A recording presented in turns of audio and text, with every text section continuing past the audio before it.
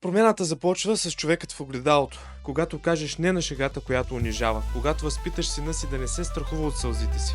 Когато научиш дъщеря си, че не е пълно изречение. Ако искаме свят без насилие, без страх, без омраза, то ние трябва да започнем от нещото, от което винаги сме се крили. Именно от себе си.